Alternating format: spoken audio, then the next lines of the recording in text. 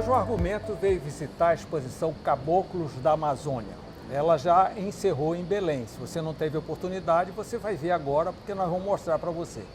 E a nossa conversa é com o idealizador deste evento, o designer Carlos Alcantarino, que vai nos explicar detalhadamente essa exposição que vai ganhar o Brasil. Daqui já vai seguir, ainda no Pará, passa por Marabá e Canaã e depois segue. É algo perene. Ô Carlos, é um prazer poder conversar com você. Tudo bem? Tudo bem, boa noite a todos. Explica para nós aí, primeiro, o que te motivou. Tu és paraense, naturalmente, conheces que isso atrai muita gente, né? A vida do nosso caboclo, a vida dentro da floresta, que muito brasileiro não tem nem noção. Agora, com o problema que aconteceu com o indigenista e com o jornalista, eles começam a ter uma ideia aproximada do que é uma floresta. Sim, né? Com certeza. E a vida daquelas pessoas que lá moram. Porque na Amazônia tem 30 milhões de habitantes que ninguém sabe. É 60% do território nacional e 30 milhões de habitantes. Sim. Então, você, por exemplo, no eixo Rio-São Paulo, vamos salvar a Amazônia, salvar a Amazônia, salvar a Amazônia. Mas ninguém dá uma opção, né? Não existe uma opção como salvar. Ah, não, para de cortar árvore, para tudo. E esses 30 milhões de habitantes vão viver de quê? Vão viver de quê, né? Pois é. Eu acho que hoje em dia se fala muito da Amazônia internacionalmente, né? A Amazônia é motivo de assunto para o mundo inteiro. Mas eu acho que se fala muito pouco sobre o que a Amazônia produz. O que os homens e as mulheres que moram aqui, habitam aqui na nossa região, o que é que elas produzem, o que é que elas fazem. Então, a minha proposta, o que aconteceu? Eu estou no Rio já há 40 anos, fui fazer mestrado, nunca mais voltei. Voltei depois muitas vezes para visitar minha família, visitar amigos e trabalhei muito aqui, já fiz vários projetos aqui. Quando você sai do Pará, você sai de Belém e volta para cá, o olhar muda um pouco, né? Porque o que antigamente para mim era uma comum, coisa, era normal, tudo comum, era normal, cenário. Era do meu dia a dia, quando a gente volta não é bem assim e você vai se encantando. Eu comecei a frequentar o Cumbu. Eu acho aquilo ali a expressão da Amazônia, né? Eu estou vendo aqui uma imagem do Cumbu, né, que é o Street River, né? Então, a natureza do Cumbu, a floresta, o rio, né, lá... E tão perto, né, Alcantarino? Então, a 10 minutos... Aliás, eu fiquei muito surpreso, porque quando eu comecei para o Cumbu, que eu voltei agora, aquilo ali já estava quase a Oscar Freire, já estava cheio de bares, aquilo ali realmente, acho que vai ser o futuro de uma atração, uma grande atração turística daqui da Amazônia, né? Tomara que cuide, né? Sim, que eles saibam fazer, né? De esgotamento sanitário, que tenha uma regulamentação, alguma coisa desse, porque é muito bonito realmente. Aquilo ali realmente é o máximo. Para quem não é daqui da região, não tem ideia do que a beleza que causa... E tão pertinho de Belém, você fica no meio da floresta. Pois é, mas sabe o que eu achei muito bem organizado, inclusive, começou bem organizado. Fizeram um terminal ali, hidroviário, que você rapidamente tem acesso a toda essa região. O que antigamente só quem tinha sua lancha poderia ir, agora você já tem acesso.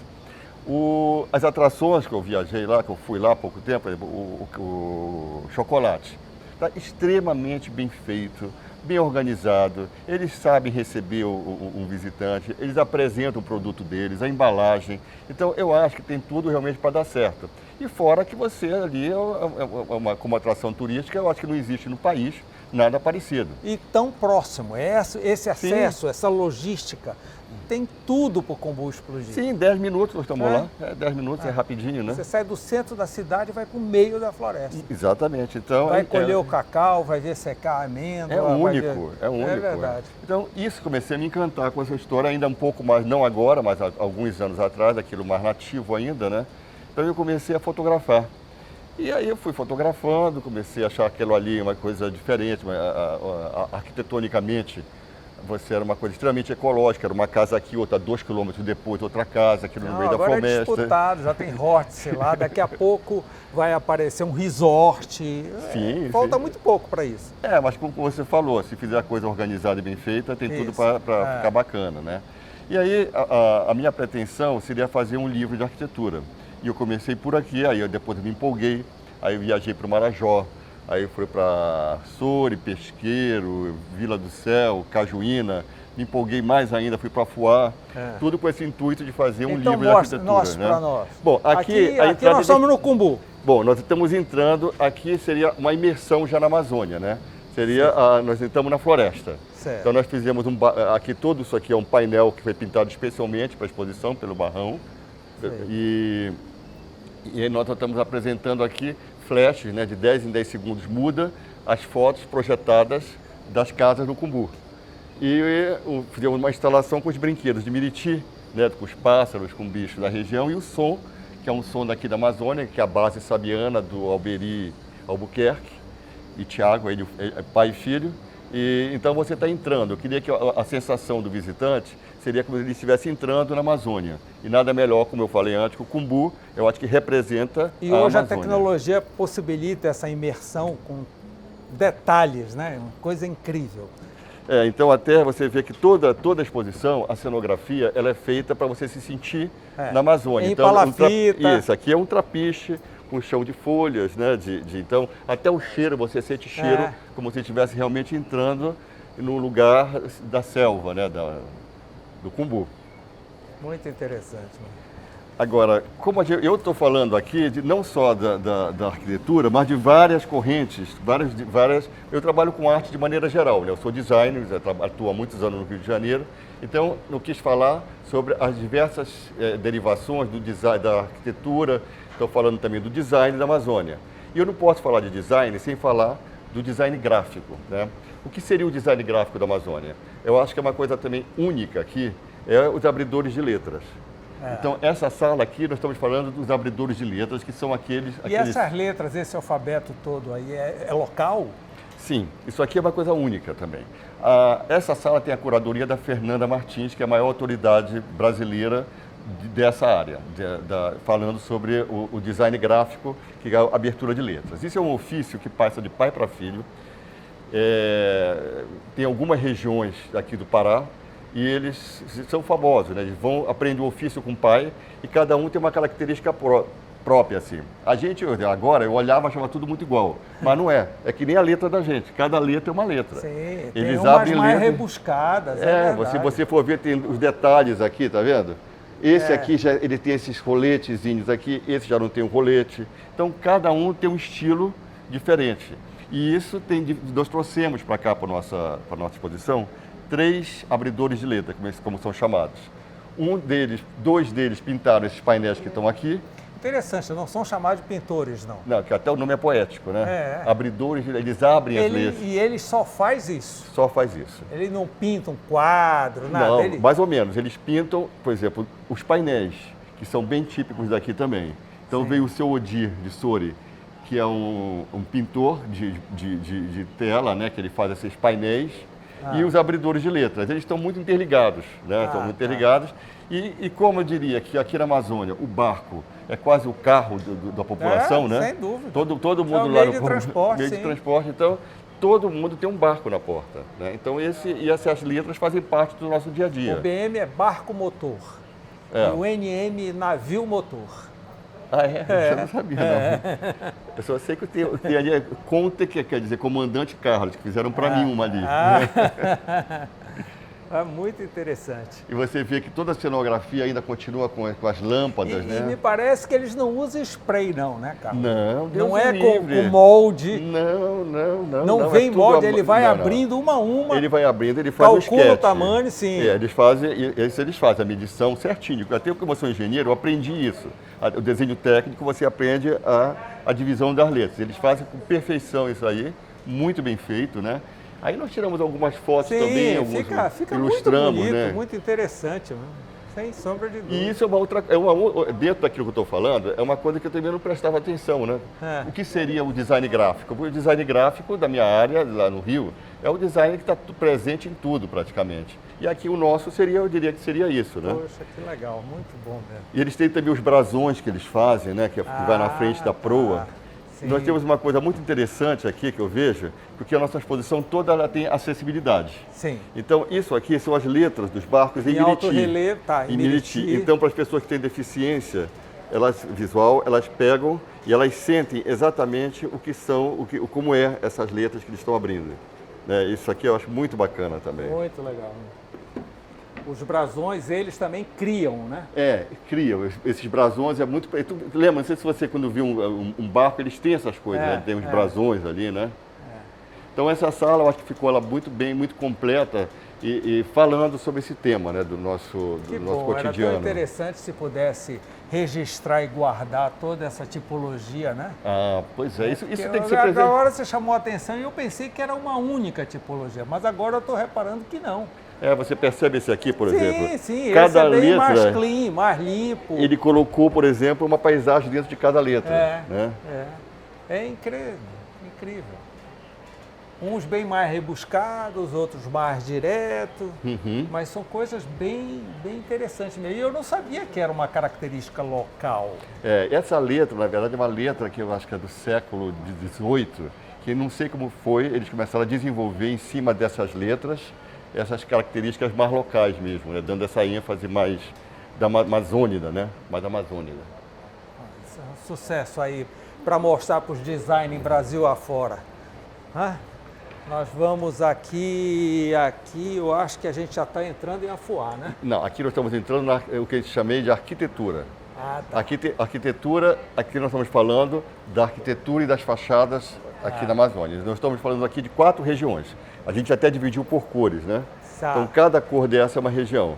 O verde é o Cumbu, o rosa é o Pesqueiro, o azul é Vila do Céu e Cajuína, que é perto de Marajó também, e aqui o branco é o Afuá.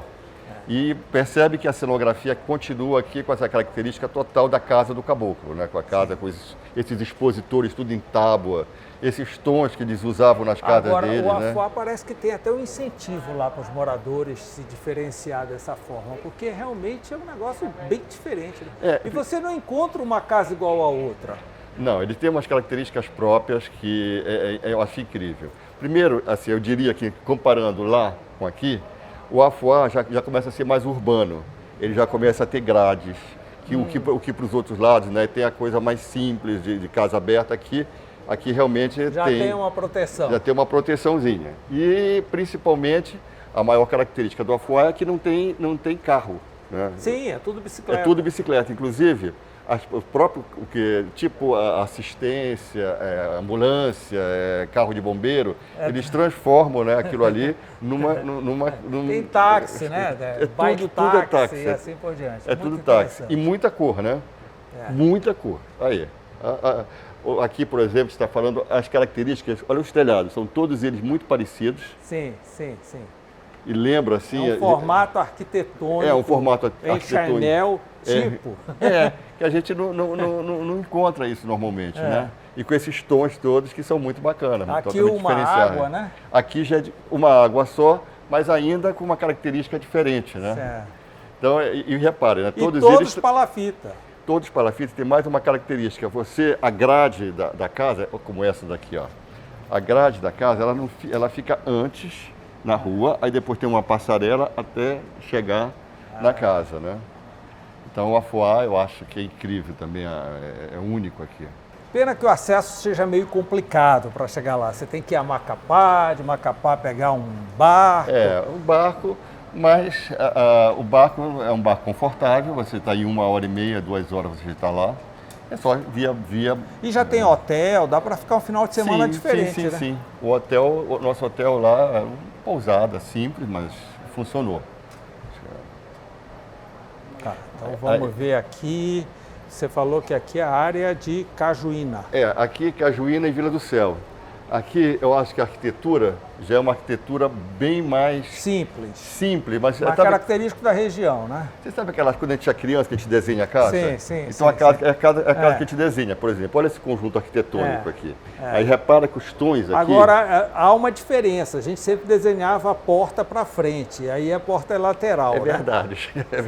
São verdade. 2 janelas para frente. E, aliás, todos eles estão iguais, né? Não tem... E aqui, os tons que eles usam, inclusive nessa foto exatamente, foi os tons que a gente usou como referência daqui. Esse azul é esse azul, esse verde é aquele verde lá, o rosa, foi todos os tons realmente das casas. Essas fotos todas são suas? São todas minhas, sim. E também observa que aqui já temos o problema das marés, né? Sim, então, todas as casas são elevadas, né? São elevadas, a antena parabólica ali. Pois isso aí já é uma inovação. Isso aí a gente já assumiu, né? E tem uma outra característica também, essa aqui, que são os parapeitos, né? Sim. Todos eles não tem um igual ao outro. Você repara que cada um tem sua característica própria e todos eles são vazados em função da ventilação, né, da casa. Então, e todos com cor, com desenhos diferenciados. Usam muita tinta, são muito alegres. Alegres, isso aí. É uma vista bem diferente, bem alegre. Aqui é o pesqueiro, aqui é Souri. Aqui é Souri o pesqueiro, que ainda tem uma característica muito similar à cajuína, mas tem algumas características que eu acho bem interessantes. Sim, que eles aí usam já entrou o desenho marajoara, olha só. Bacana, né? Eles fizeram o desenho de marajoara com uma borda. Ficou bem diferente, bem diferente. E as ruas, né? As ruas são de areia. Então, e tem um jardim natural também. E a antena parabólica lá. A antena, exatamente. E o cartaz do Ciro em várias. E o candidato da região também em várias. Aqui tudo é lá o pesqueiro, alguns desenhos grafitados também nos bares de lá. Encontrou até um sebo lá. Não, isso aqui era um bar. É um bar? Eu acho que é o bar, a dona, eu acho que tinha alguma coisa a ver com professora do local, então ela guardava esses livros lá. Tá. Detalhe interessante. E agora, nós vamos entrar onde? Nós vamos entrar dentro da casa, dentro dessas casas. Dentro dessas casas, tá? Bom, Aqui eles mantêm o colorido. Bom, aqui ele ainda tinha uma certa inocência, como eu falei, né? Uma coisa mais pueril, mais infantil e tal. Quando chega dentro das casas, aí sim, aí eles não têm a menor problema de cor, né? Tudo é com muita cor. E eu acho que é muito interessante que o resto do Brasil é bege, branco, né? Todo mundo, os arquitetos hoje em dia, eles sempre tendem a fazer, vão para uma coisa mais neutra, mais bege, para não ter erro. Né? Aqui eles não têm essa preocupação, nem de tendência, nem de nada. Eles chegam, a mistura. Eles não querem saber. Eles fazem o que eles têm vontade. Aí o arquiteto chama de color block. Então, eu acho de uma coragem, né? Eles querem ser felizes, entendeu? Mas eles têm uma preocupação muito grande com a casa, que eu acho bacana isso. Sim. Eles têm um conceito de ter uma casa bonita, você vê que elas são organizadas, que são... Inclusive, todas essas casas aqui, eu não marquei de entrar, eu não marcava para entrar. Eu batia praticamente e eles deixavam entrar e todas elas estavam impecáveis. Cozinha, com as panelas areadas, limpas. Então, eu achei, assim, o cuidado que eles têm com a casa é muito bacana, muito interessante. Então, você vai ver aí de tudo que você pode imaginar, tem a eles. O constante é a cor. Cor, o pano, a quantidade de pano que eles usam, a quantidade de crochê, dos paninhos de crochê, utilizando em tudo quanto é lugar. E esses tons mesmo, né? Até elementos que a gente nem usa muito, como penteadeira, né? Eles continuam ainda existe. E tudo isso com uma característica única, né? Então, isso aqui, eu acho que vale a pena você, até como referência, porque é diferente, você não existe isso aqui em lugar nenhum, né? Você viu uma casa essa quantidade de elementos que eles põem, né? Com esse cuidado, com essas cortinas. Eu imagino os arquitetos dando uma olhada aqui na exposição, deve pirar, né? Não, eu gosto muito que a Regina Galvão, uma grande jornalista de São Paulo, que escreveu o texto, ela fala muito sobre uma paleta livre de amarras, né? Que ninguém está preso a nada. E ela encerra o seguinte, a pergunta é, deveríamos, antes de tudo, perguntar, é feliz a gente que vive aqui? É o que interessa, né? Eles querem ser felizes e é dessa maneira que eles gostam, né? Então a gente quer tratar isso aí, eu acho muito, muito atual a gente mostrar como são essas casas, né? Muito interessante. Sim, aqui nós vamos entrar... Aqui nós vamos entrar nos objetos. Objetos da cultura amazônica. Então, aí você há pouco me perguntou que eu estava apresentando para paraense objetos e cenas paraenses, né? Então, aqui é mais forte ainda. De que maneira que eu vou apresentar um objeto caboclo para um caboclo, né? Então, eu não podia apresentar simplesmente apresentando normal, né? Por isso que a gente fez várias instalações aqui. Então, por exemplo, o raspa-raspa, a gente fez com essa parede, com um olhar mais lúdico E eu priorizei aqui também, eu usei 3 elementos aqui principais, e eu priorizei mais alguns elementos que eu acho que estão se extinguindo, né, que estão acabando. Que a gente quase não se vê mais, até para registrar isso aí. Um é o carrinho de raspa-raspa, que eu fiz toda essa parte cênica com as garrafas coloridas. Depois eu usei os papagaios. Sim. Fiz uma instalação como se fosse um mobile de papagaios. Estou vendo aqui os ex-votos aqui do Sírio. Aí eu vou voltar para cá. Tá. E aqui nós temos as ervilhas do Ver-o-Peso. Ah, tá. Mas tudo de uma maneira mais lúdica, diferente. Então eu quis mostrar exatamente tentando diferenciar, exagerar, ou colocar mais cor mesmo, em objetos que são do nosso dia a dia, mas com uma visão, um olhar diferenciado, né? E aqui são os ex-votos, né, as promessas do Sírio, é uma homenagem ao Nossa Senhora de Nazaré, que é o nosso principal ícone, eu acho, daqui da região, né? Então, até isso eu acho que eu quis valorizar, né, colocando as promessas, com as promessas de cera, os barcos e as casinhas que eles normalmente levam durante a procissão. E sempre com essa cena, né, com essas luzes coloridas, sim, sim. Que é muito daqui da nossa... É muito comum, muito comum. Mas, Carlos, me diz uma coisa, qual a intenção, por exemplo, de levar uma exposição desse nível para outros estados, outras cidades? Pois é, nós estamos tentando agora, nós temos algumas propostas para ir, né?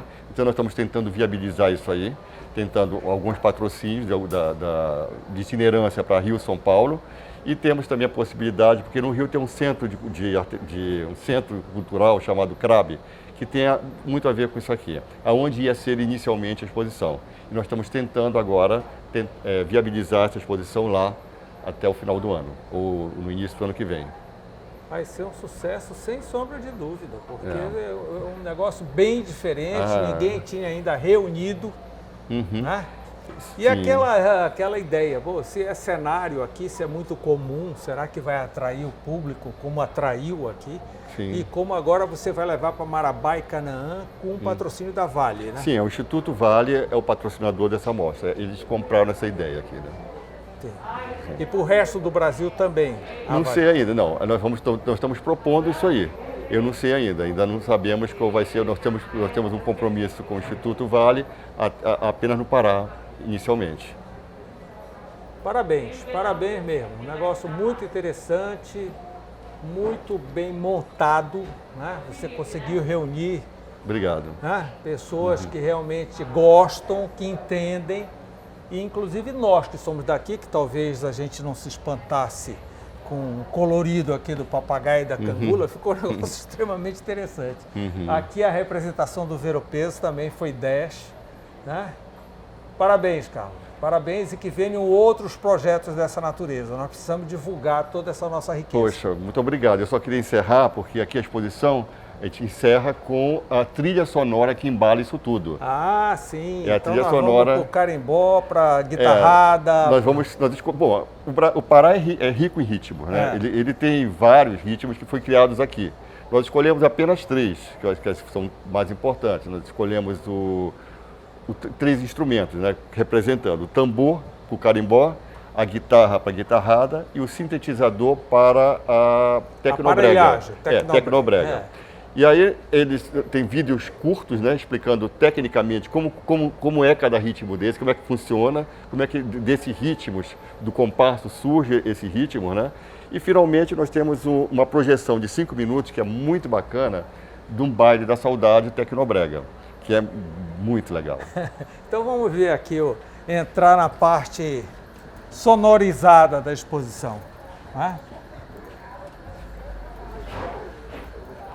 Aqui estão as televisões, né, mostrando os pequenos vídeos de 2 minutos, carimbó, tecnobrega e a guitarrada, sempre com a parte cênica tentando representar um pouco dessa atmosfera dos bares daqui do Pará, né, da periferia.